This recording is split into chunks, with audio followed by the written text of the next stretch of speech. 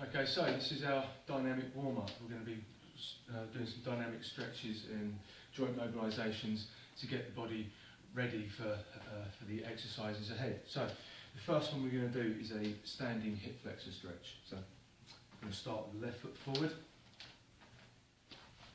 right leg back. Notice, so the feet are hip width apart here, so you're not stepping one leg in front of the other. That's going to help you balance. Notice how the heel of the right leg is elevated, the right leg is straightened. Okay, this is where we're feeling the stretch at the front of the right hip. If you drive the knees forward, the left knee forward over the toes of that left foot, keeping the tailbone tucked the whole time. So you don't want to be leaning into this. Keep the torso up. Just drive the left knee forward, feeling that, deepening that stretch at the front of the right hip. We can add some layers to this now. So we can reach the right arm up, and then you're going to get a deeper stretch through the, maybe higher up into the lower abdomen. As part of those hip flexors attaches to your lower spine. So as you lengthen through the rib cage, as you reach up and over, we're getting a more dynamic two-dimensional stretch now. And then I can add a third movement to that, a rotation. So now it's a three-dimensional stretch. Try and keep the hips square and the tailbone tucked as you do this. And we do this for about a minute. Give the leg a little shake. After that, we're going to do an exercise called strike. So we do that on both sides. So after you've done the first side, you would do the other side, and then we're going to move on to strike, which is a dynamic hamstring stretch. So you're standing with your feet at hip width apart. I'm going to step my right leg back first. Step the right leg back, hinging the hips here so the spine stays straight. So you're really pushing the bum back to lengthen the hamstring here.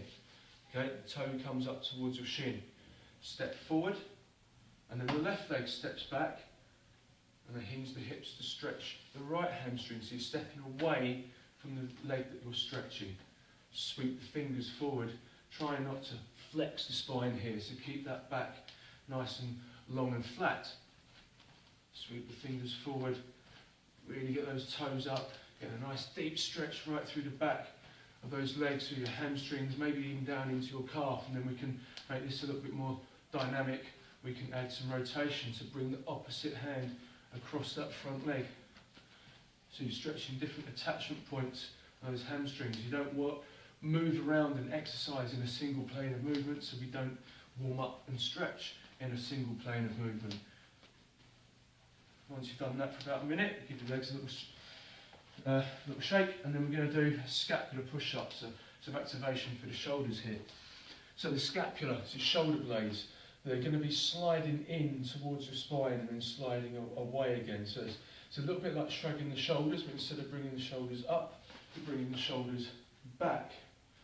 Okay? So we're in a plank position. Hands are flat, toes down, tailbone tucked, core engaged, and the neck is lengthened, spine in neutral.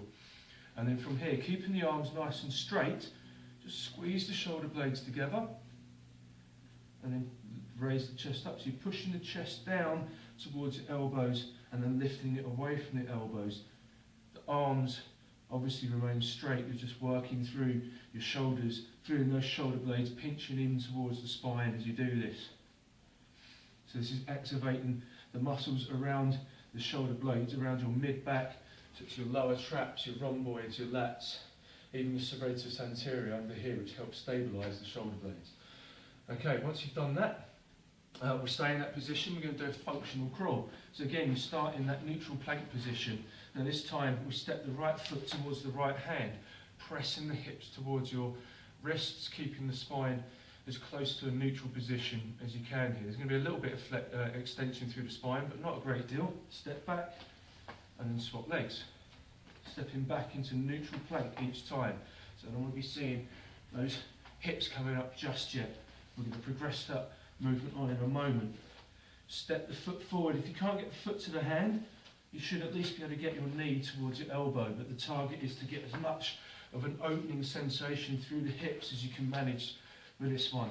And if you've got a good range of movement there, we can then progress it on. You step back to downward dog, pushing your heels down to stretch through the back of the legs, and then step forward into your crawl pattern.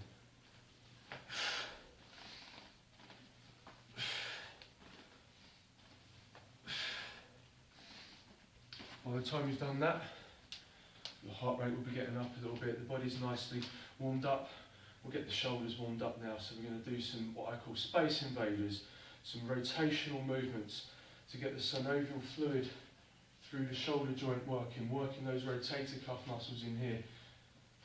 So we're getting an external rotation here. And it doesn't take long before those muscles start to fatigue. You soon start to feel them burning a little bit. And then we'll just do some huggers to loosen up and open up.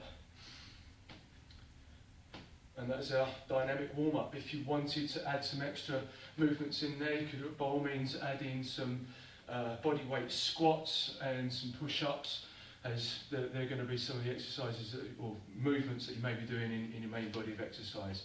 Okay, so that's our dynamic warm-up.